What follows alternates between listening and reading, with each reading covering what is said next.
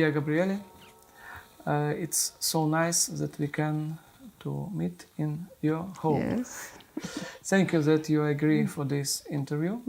This is a chance for our Russian-speaking listeners of our channel to see real truth about the situation now in Europe, in the world, and especially in Catholic Church. First, my question will be about sexualization of children, because now to the Belarus there are efforts to introduce in the school small things. So they begin always from very far of sexual education. So what, in your opinion and about your experience, what will be next with this sexualization of children? What is the main danger of this idea? Sexualization of children started immediately with the 6-8 rebellion of the students. It was already in focus, and the 6-8 movement said and proclaimed children are sexual beings, they have a right for sexuality. We must give them a chance to live out their sexual desires, children. And that meant for the movement of 6-8, for the students of 6-8, who were pupils of Wilhelm Reich, I'll explain in a moment, to have sex with children, to have sex in front of children, and to encourage children to have sexual plays. And they founded something which was not kindergarten, but Kinderläden was the name for it. And they allowed children to, this was combined with the anti-authoritarian movement, and they said, let children do what they want, and we do not direct them at all, and we allow them and encourage them to have sexual, it's always called doctor plays. We will encourage them to do that. It was immediately introduced where? In Germany? In Germany, the 6-8 movement came over from Berkeley, and the theoretical background is the so-called Frankfurter Schule, which is Adorno, Horkheimer, Marcuse, and Habermas, the next generation. He's still alive. He is the German philosopher, and they had exiled. They went to the United States during the Nazi dictator, and there they already introduced sexual education for children. Then they were called back to Germany immediately after the war in 1946, and Horkheimer even became the director, the rector of the Frankfurt University. They were communists. They had edited Marx and Lenin, the so-called blue volumes, and they understood, Wilhelm Reich, he understood and has put it in his work, The Sexual Revolution. He has published a work called The Sexual Revolution, and he said, if we want to bring down the bourgeois society, we have to sexualize children. And it's on paper. You can get, I have the book next door, that he understood. He was a pupil of Sigmund Freud. He separated from Sigmund Freud. He was a communist. And he said, sexualize children and you will bring down the so-called bourgeois society. That was the aim. He understood that is the mechanism. It will destroy the family. And by that, it will destroy the whole so-called bourgeois society. So it began, in fact, it began from Frankfurt. So yes, they were they delivered the ideas. But it actually, the movement had begun in Berkeley. And it came over to Germany and immediately kind of incited, inflamed Germany. And France were the first countries, like a virus, yes. And it spread like wildfire. So, and you see already the results of this, yes? Exactly. There are already 2 generations of Three since 68, yeah. Three. We're now the grandparents, or maybe two or three, however you count it. It is my generation, and the grandparents already are their value system has been changed by these ideas which were immediately picked up by the media, positively picked up by the media. Yes. And they always want sensational stories, so they put these pictures. There were two famous communes, grown-up people who lived together with children and had naked photos and said, we must destroy marriage because marriage is a bad institution because you possess each other and we want to be free. And one of the main philosophers was Herbert Marcuse. He wrote a book called Trieb, Eros and Civilization. And he belongs to the Frankfurter Schule. I actually met him as a student. I had an argument with him, I remember. And he said, put this poisonous idea into the minds of that generation. If you allow a society to live by the Lustprinzip, by the principle of satisfaction of sexual lust, then you will have paradise. Then you will have no power structures. You will bring down the hierarchy. Everyone will be happy. So that was his message. Of course, much more complicated in his book. But that was the essence of his message, and that was the poison that infiltrated the minds of the 68 generation. My second question. So, the results of this sexualization of children, what is the most dangerous result, what you see right now in Europe, of this already 3-generation sexualization? Yes. Sexual constraint, moral constraint of the very strong power of sexuality is necessary if you want to have a family. It is a very easy thought. If a married couple or unmarried couple, a couple, allows each other to have sex, or one of the couple has sex outside the relationship, this relationship is in great danger. And usually it goes into separation. So faithfulness of a couple is necessary to have a working family. And every child on this earth wants their biological parents to be faithful to each other. Every child. And to want this family to stick together. So if we allow, the sexual drive is powerful, because the sexual drive ensures that human life on earth will continue. So we have this sexual urge, we have this sexual, very powerful attraction between man and woman. Usually between man and woman, and evolution demands that it's between man and woman. If it's not between man and woman, the chances are bad for the survival of the human race. If that would become the normal way of having sexual relationships. So this drive is very strong, and it has to be cultivated by the human being. We have to be the masters of the sexual drive, and not the other way around, that the sexual drive drives us beyond any control. This is what we are happening now. So we must be educated. The sexual drive must be cultivated so it can become an expression of love between a couple. The unifying quality. It is absolutely wonderful to have sexual unity in a framework of faithfulness, where you can really surrender to the other person and say, yes, my love, I love you, and therefore I give myself to you. And the other person says the same. And then you have a unity of love, and out of this unity of love comes life. But you must be educated for that.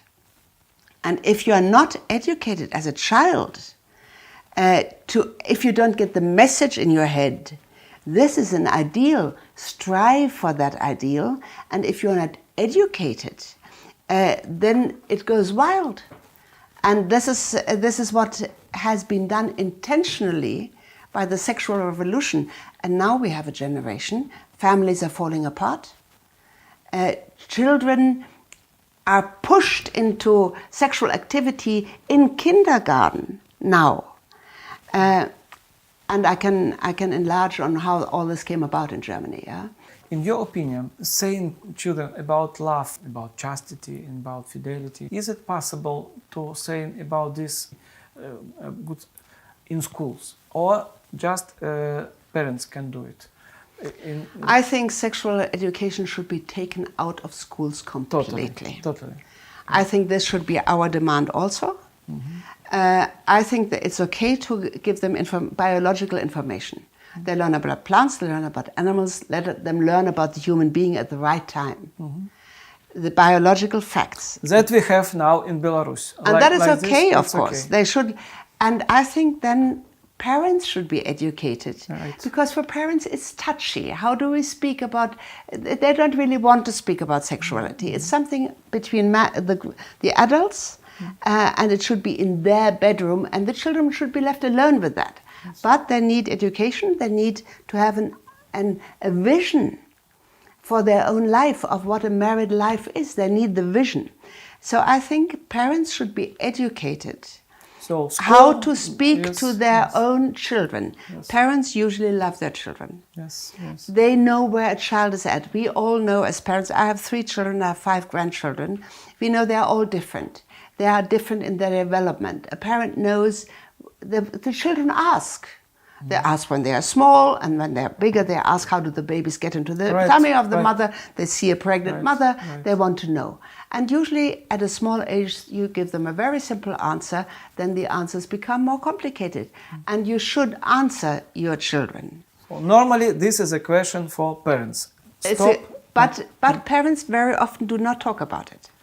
They are shy to talk about it. Yes, and they don't know how to do it. True. So I would not educate children. I would educate parents and give them the language and encourage them. Yes, it is okay. Father, take your son and tell him what it's about at the appropriate age. Yes. When you feel, this boy is coming into puberty, he should know about it. Now I will tell you. I want to tell you. And the mother should take her daughter, who will go into puberty, will have her menstruation and so on, and will tell her what femininity is about, what motherhood is about, what marriage is about, that she should really, how she should choose her husband, how a boy should choose their spouse, and so on. So I think it would be a wonderful task of the church to have courses for parents. How do you speak to your children? Good idea. Because parents usually don't know how to do it. They are shy, they keep it for themselves, and allow children to be informed by the internet, by what is so terrible. Pornography is normal now. Children from 10, 11, 12 normally see pornography. Yes. It may be the very first information they get about sex through pornography. And this is terrible. Yes, right. This is terrible because they see the lowest exploitative form of sexuality. And we want to give them the vision. We want to tell them it's a beautiful gift of God. It is a very beautiful thing, but you have to prepare yourself and become strong and make a plan for your life. And this is the message they should get. The sexual education should not be in schools at all. Yeah? Okay, thank you. So probably you should give some examples how it's doing now in Germany. Oh, I will. I think yes. it's important, please.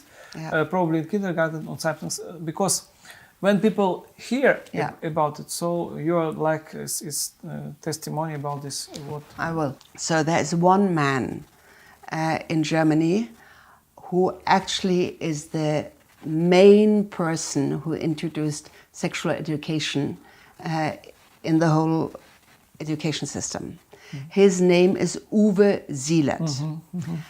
And he is a pupil of Helmut Kendler. Mm-hmm. Both are professors. Helmut Kendler was a professor at the University of Hanover, and he now is publicly recognized as a pedophile homosexual who He was allowed to make Gutachten, to give statements to the court for delinquent juveniles, and he transferred these delinquent or the court did, on his recommendation, transferred these delinquent juveniles to homosexual communities of men. This is the father, the spiritual father of Uwe Sielert. This is out in the public now. Wikipedia says he is the Ziehsohn. He is the sort of the intellectual son of Kendler. You can read it in Wikipedia. Kendler was a criminal homosexual pedophile. And nothing happens. Yes. And Uwe Sielert founded an Institut für Sexualpädagogik. He did a degree. This is a scientific degree of sexual education when you were educated in his institution. He published a book called Lisa und Jan. Here, parents, in this book, parents watch their children masturbating.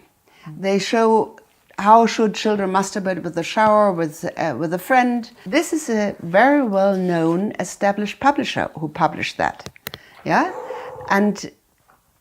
But it's pornography. It's pornography, yes, and children should watch their parents, and it's all. And this is it's a normal book published by Belz Verlag, who does normal pedagogical literature, yeah, and he is the man. I don't know which birthday of his was. There was a Festschrift for him, and the man who writes about him says he planted the whole garden of sexual education in Germany, and he actually did. Yeah, he advised the government, he advised the churches, he was in the official institutions of the state. Bundeszentrale für gesundheitliche Aufklärung in Germany. He was everywhere. And he is the adoptive son, so to speak, spiritually, of Helmut Kendler, who was a pedophile homosexual criminal. And nothing happens. Nothing happens, yeah? Which is astonishing. So the public, the media, the institutions, the state are all behind this. Also Catholic Church, or it's not until now? No, yes. Already yes. Yes, it is. There were parents who opposed that. When I was very active in these issues, I wrote and wrote and wrote against it. Many parents called me, and they went to the bishop and wanted protection, and they never got it. Then wanted to know nothing about it. Even the good bishops, they let all this happen without saying no, no, no, not with us. And in the 70s and in the 80s, they were still in a position where they could have blocked this, but they did not. And so also in Catholic schools, yes, Catholic schools, yes, that exists. Yes, in Catholic schools. You have no assurance at all. If you everybody thinks this is necessary. And what they do is, a problem is that organizations from outside the schools who say we are the experts in this, they offer their programs to the schools. The schools say, oh, it's good, there's somebody who experts, they are educated by Uwe Sielert in the Institut für Sexualpädagogik, and they allow them to come into the schools. Then these organizations say, we must be alone with the children that they can speak freely. The teachers leave the classroom, and these organizations, Planned Parenthood, Donum Vitae, and other organizations come into the classroom and sexualize children. They teach them how to use condoms on penises. They have plastic penises, and they teach them to use condoms. They give them the whole idea that there's something like safe sex, and if you use condoms, you will not have sexually transmitted diseases, and you will not get pregnant. It's always on one line. It's live, of course. It's as sexually transmitted diseases and pregnancy is the same problem which young children should avoid. Yes. So they're immersed in these ideas. They are sort of pushed over the border. They are, tell us all the names you know for sexual intercourse. So they write all these obscene names on the blackboard, yes. and so on and so on. So they... It begins from which age? Kindergarten. Kindergarten. Even earlier now. What happens is they break the sense of shame. Of course. They break the sense of shame. This is innate in us. We protect the sexual sphere. It is something private. Yes. You do not want it out in the open. And it was always considered as obscene. The grown-up jokes, we protected children from it. Now, if I say what happens there, I am ashamed. Yeah? If I say what happens to our children in a talk and speak to adults, then I'm ashamed if I have to say what is taught to our children. And this is not only Germany. This is the International Planned Parenthood, and this is the United Nations. Technical guidance for sexual education by the United Nations and a host of organizations. We have it in Russian also already. Yes. Or the World UNESCO, yes, exactly. And the World Health Organization. Yes. They edit a document. It's called Standards for Standards for Sexual Education in Europe. It has no authority at all, but it has WHO, World Health Organization, on top. Said it's okay. Yeah, and the German Bundeszentrale für gesundheitliche Aufklärung, which is a state institution, and they pushed all this material into the schools. Yeah, so it came from the state. It comes from the European Union. It comes from all the organizations cooperating, and the United Nations. They want to sexualize our children, and now it begins in kindergarten. We now have a discussion in Austria, in Germany, whether children should have rooms in kindergarten where they can close the door and undress naked and do their doctor plays and investigate their sexual organs. This is what is happening now in kindergarten. There's something else happening in kindergarten, so-called drag queens, which is a word I had to learn. It's a drag queen is a man who fancily is makeup and lashes and glittery robes. He's a man who pretends to be a woman, and they're called drag queens, and they go into kindergarten and do reading stories with kindergarten children. We had a demonstration against this in Vienna just recently and in Munich. And politicians say, no, this is good, we need diversity. It's a bibliothek, a library, where children can get books from the municipality of Munich. And a drag queen makes an event where they tell children, you can change your sex, you are free. Children books, we have children books and children books which tell children you are free to choose your sex, whether you're a boy or a girl. And I will go into that more. I understand.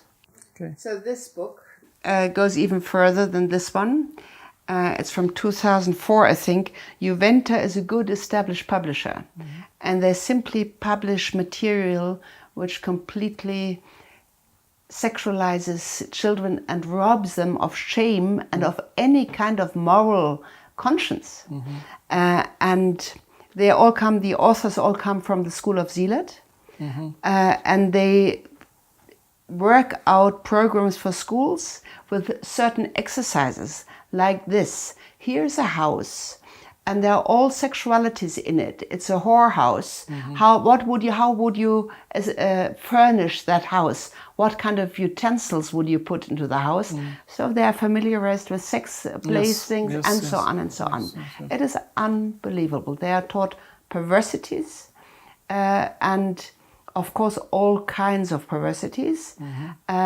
Choose whether you want to be a friend, a boy or a girl or both, or change it round, and drown them into a kind of sexuality which is completely separated from love and nobility and procreation. And procreation, yes. Of course, of procreation, yes. and an acknowledgement of the dignity of the human being involved. There's just no dignity at all.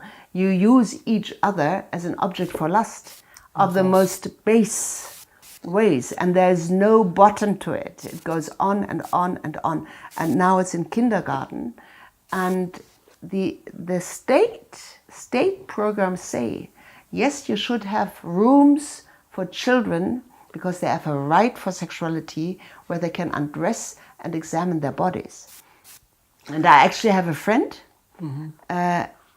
She has 5 children. She's a younger generation. She had her child in a Protestant kindergarten because she thought it was a good kindergarten. And she goes to pick up her child from the kindergarten. A door opens and 2 naked children come out of the room. And she says, what is going on here? And then it gave a huge excitement about it. And the parents were never asked whether they agreed to that.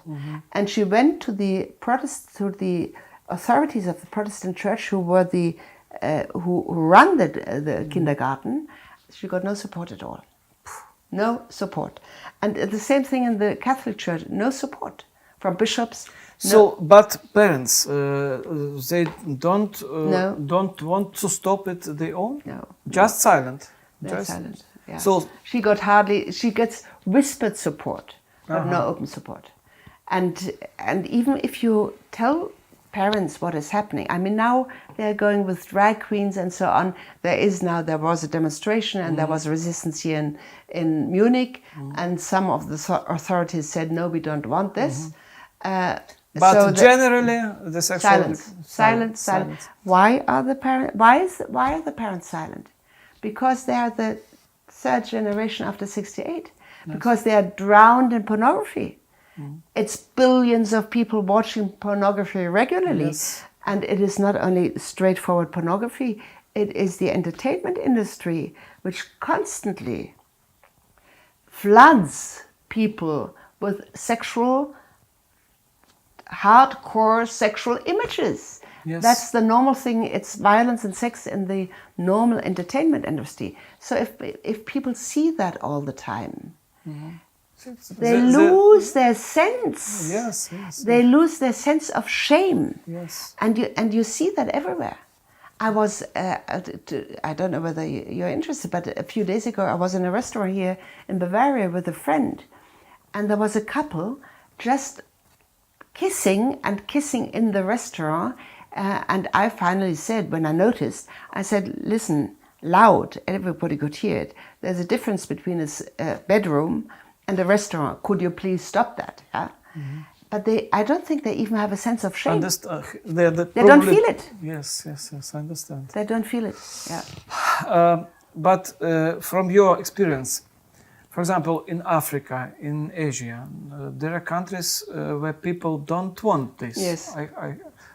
Could you, for example, in which countries can oppose this? Look, the United Nations are pressing this into the nations. The International Planned Parenthood, who are active all around the world and are subsidized with high state subsidies, as you know, yeah? They push everywhere, homosexual marriage, sexualization of children, and of course it has a nice name, it's called reproductive health services. So they use language which hides it. And reproductive health services is abortion and sexual education. And it always goes together. In the documents of the United Nations, it is always they always want abortion facilities, of course contraception. They spread contraception, abortion. If contraception did work, we didn't need abortion, but it's not true.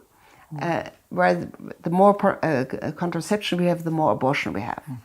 and sex education.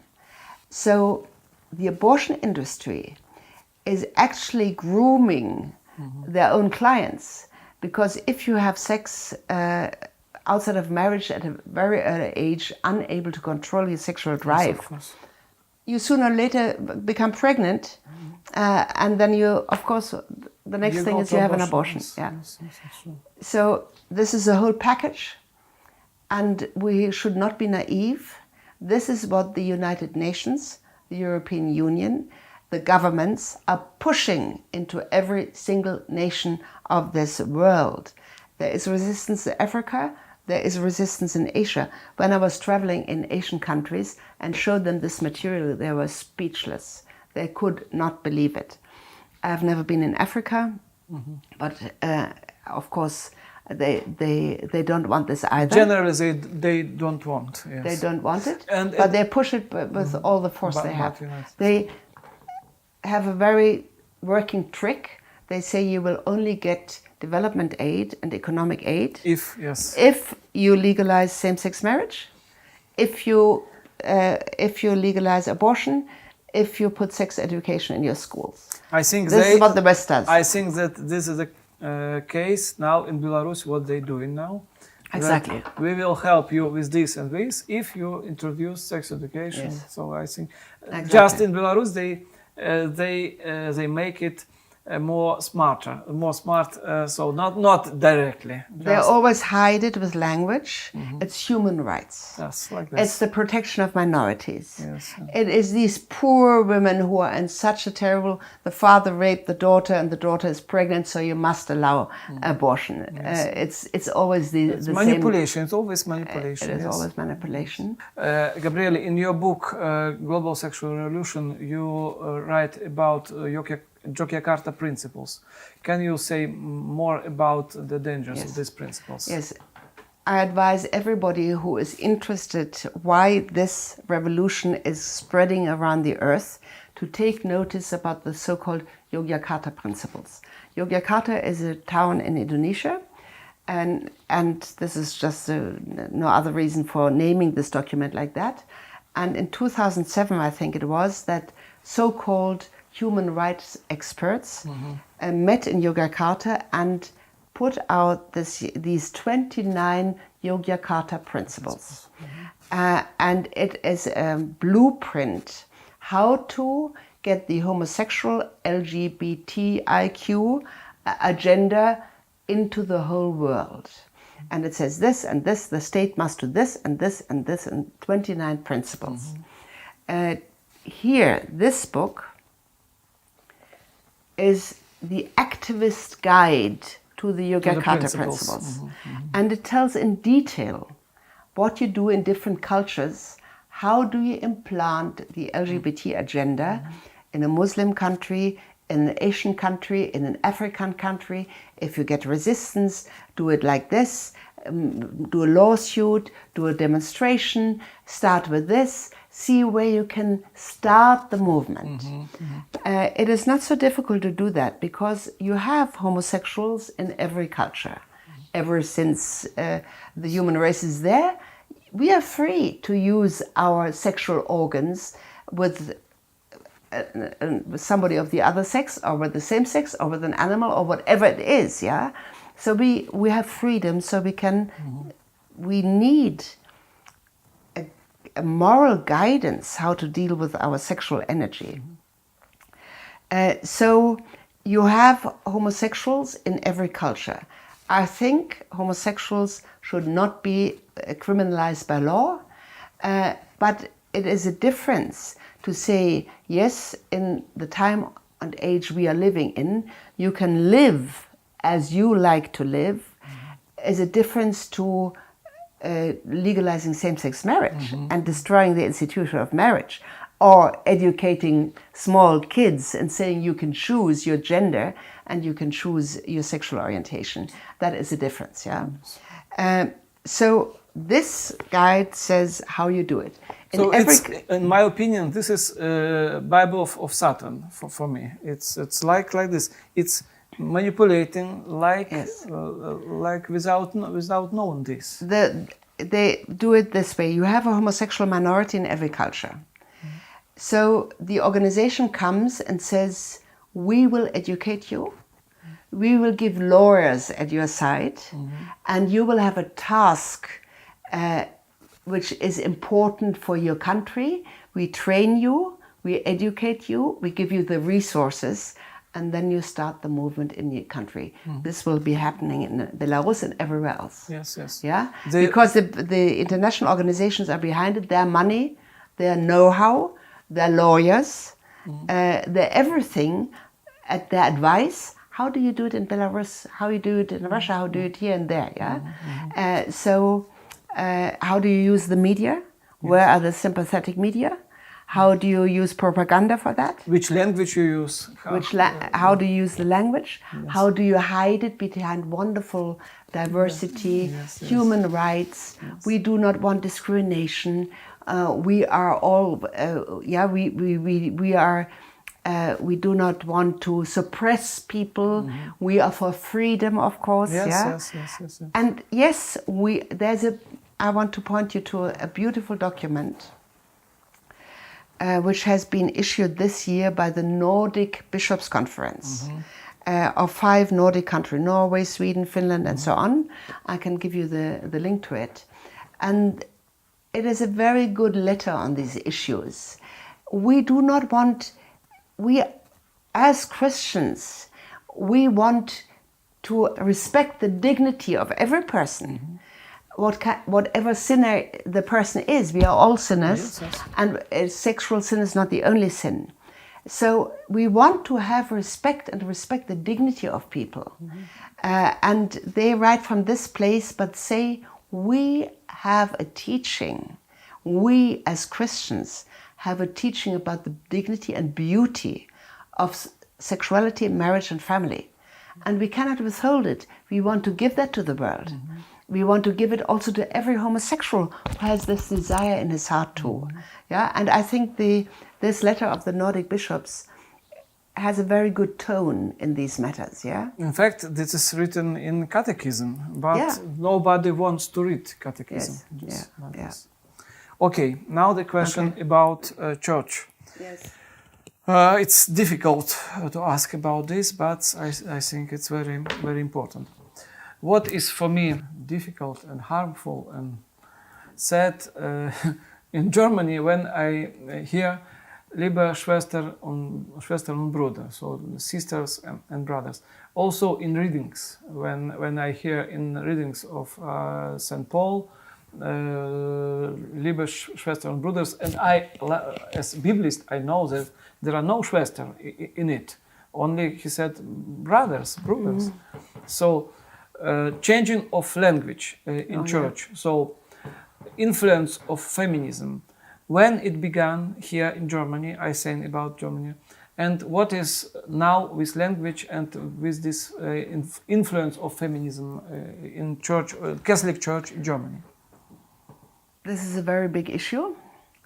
The sexual revolutionists know that we think in language. As human beings, we have language. No animal has language as we have.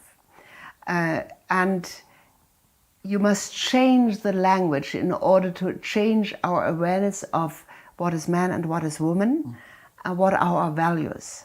And so from the very beginning, the attack was on language. The beginning was the Women Conference in Beijing in I may make a mistake now, it's all in my book, I wrote 95. about this. 95, exactly. The Women Conference in Beijing. It was in the hands of the United Nations. They made the conference, and of the feminists. The Bela Abzug was one of the women who forced this program through, and they knew we need a new term in language to get our agenda going. This term was gender. Gender used to be also in English a term for the grammatical, linguistical term for the difference between this feminine, masculine, and neutral. And they pushed this term into the documents with manipulative methods which is quite amazing. Dale O'Leary wrote a book on it. She was present at the conference. And to have a new term, gender, compared to sex, in opposition to sex. Sex means biological difference between man and woman. Usually you were asked, what is your sex? Man, masculine, feminine.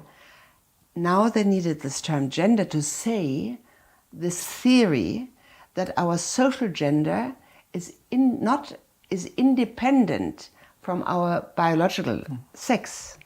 Yes. That is the beginning of this whole gender movement. And I marvel at the diabolical intelligence in that. Yeah, to say we need this term. They are far-sighted, they work strategically, they work over decades.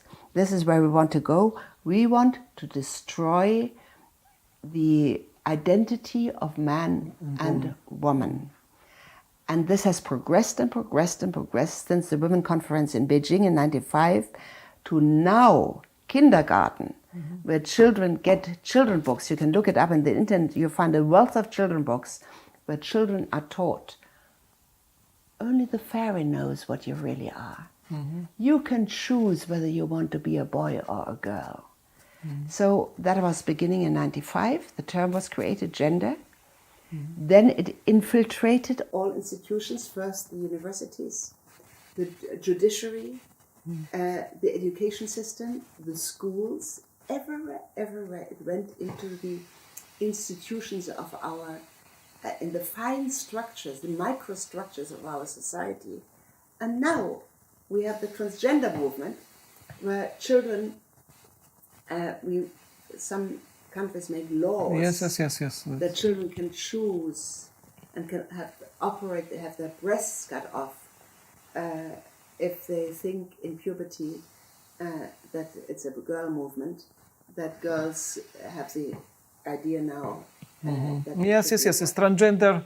I can say that it's big transgender manipulation. Yeah. So my question about Synodal Way in Catholic Church of Germany. Yeah. Which dangers do you see in it? And in October will be this synod in Rome. Yes. How it is connected, in your opinion? I've just published a book last week. It's this year. It's called what Jesus says, "Fürchte dich nicht, du kleine Herde." You have to look it up. Don't worry. Use Pusilla Grex. Yeah, because we are getting the Christians are diminishing. It's incredible. Yeah, so we will be few. Last year in 2022 in Germany, 522,000 people left the church. 240,000 died of old age. And there's nothing coming up for very few, yeah? And I think we had 1,100 people converted to Catholicism. So actually it's a free fall. The subtitle of this is "When the Shepherds Dance with the Wolves." And this is obvious pointing to the Synodal Way. I read the papers of the Synodal Way. All the papers, one is called The New Evaluation of Homosexuality. Another paper is called Sexual Diversity. And several papers on these issues. The beginning of the Synodal Way, the stated motivation for that was to work through the sexual abuse issues, which are in the papers every single day. And there are indeed many priests who have fallen into this abyss. So it's true. Yes. But there is sexual abuse everywhere. Yes. There's sexual abuse in families, in the Protestant church, in sport, everywhere. Yes. Society does not put the lens, the media do not look at that. They only look at the abuse within the Catholic Church, which indeed is, in the degree of harm it does, much worse, because a priest he doesn't only destroy the psyche of a person, he destroys the faith of the person. A priest should be a person of trust, an example, who lives a life where he can actually, with authority, preach the gospel of Jesus Christ. So if a priest falls, and many priests have fallen into this unbelievable abyss of sexually abusing young, usually it's 80% is homosexual abuse. Yes, right. And it is of a certain age group. It's pre-pubescent or just after. That's the young boys they are after. So the idea to found the synodal path, Synodal Way, was to work through these issues. There is a twist in this because the bishops came to the conclusion that it is the sexual teaching of the Catholic Church. What is the reason? Which is the reason for sexual abuse. And I say, listen, can we use our common sense? If we did teach and apply the teaching on sexuality of the Catholic Church, we would have no abuse. Of course. And we would have no homosexuality, and we would have no homosexual abuse, yeah? So that is the obvious and common sense conclusion. Yes. But the problem behind is that the Catholic Church was silent on the sexual teaching, on the teaching on sex and love and marriage and family. Humane Vitae. Exactly, since Humane Vitae. Yes. Because in 1968, Paul VI did this astonishing encyclica Humane Vitae. Since then, since the bishops rejected that teaching and said every person in their own conscience should decide yes. whether they use contraception, and the priests are not to interfere. The priests are to respect the conscience decision of the person. Ever since then, the Catholic Church became silent on these issues. Yes. And that is the problem. They had not the courage and the vision of proclaiming the beautiful teaching of the Catholic Church, which was deepened by the theology of the body, yes. By John Paul II. Yeah, the motivation for him to work out the theology of the body was to give a solid theological foundation to Humane Vitae, and to make people understand. It was rejected by the bishops. It was not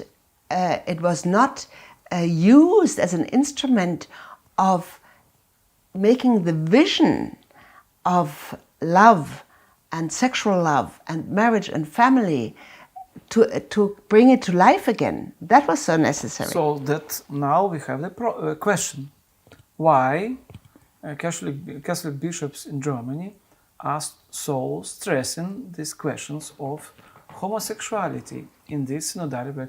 We should bless, or we should accept. Yes. So probably this is we can explain. They actually say in their papers. Betzing is now the Vorsitzende, the leader of the Bishops' Conference, and they say we must breach the gulf between the teaching of the Catholic faith and the majority of the people. There is a discrepancy, and what does he do? He does not say, teach them what the church has to teach. They say, let's adopt what the world says. Yes. And they do it wholeheartedly. They adopt the whole LGBT agenda, and you have the impression that it is them who wrote the papers. They go the whole way. They say no conversion therapy. It's a terminus technicus for therapy for same-sex attraction of people who want to look at the psychological reasons. And the church says it is forbidden, as the state says, which is absolutely terrible, because we think we are a free democracy. A client should be able to say, this is what I want to do in a therapy. Yeah, and they say, you are not, therapy can only be affirmative. Therapy is only allowed to say, you have sexual tendencies, live them out. It's okay. Find a partner, live it, yeah? But the person might want to do something different. Yes. They might say, what happened in my youth? Why do I have this attraction? I want to change. Maybe I don't want to change, but maybe I do. And the Catholic Church now says this should be forbidden, as the state says. Yes. They say, as many voices within the Catholic Church, like Father Martin on a high level, a Jesuit, many Jesuits say that we have to change the teaching. We have to accept homosexuality as another way of the creation of God. They actually say that. It's heresy, but it is a complete heresy.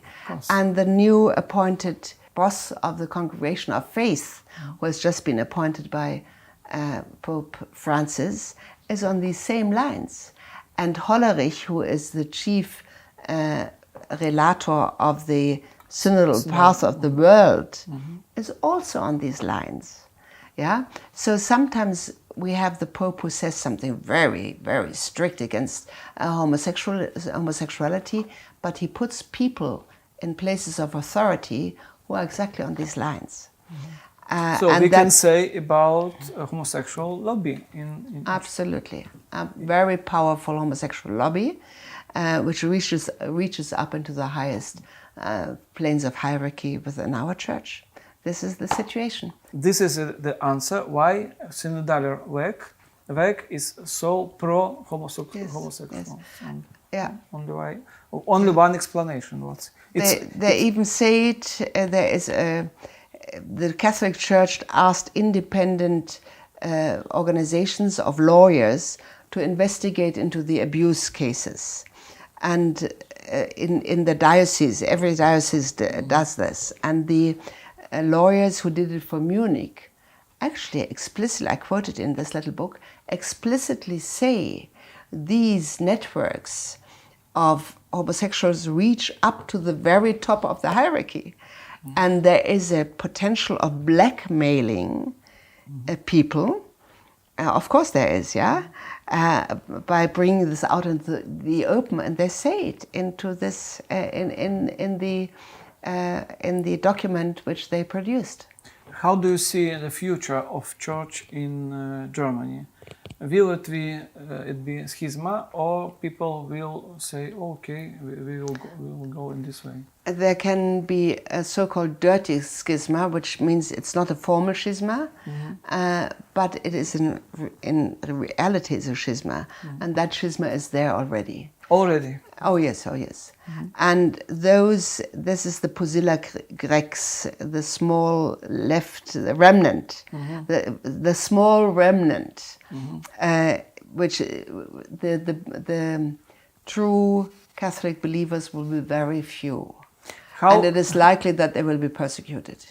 Yeah. Probably, yes. Yeah. How do you think, how much believers who are real believers will stay in Germany in few years? I can't say. But you see that remnants they exist. Yes, definitely, and there are marvelous new. They're everywhere. There are new movements or organizations or groups who actually give the full teaching.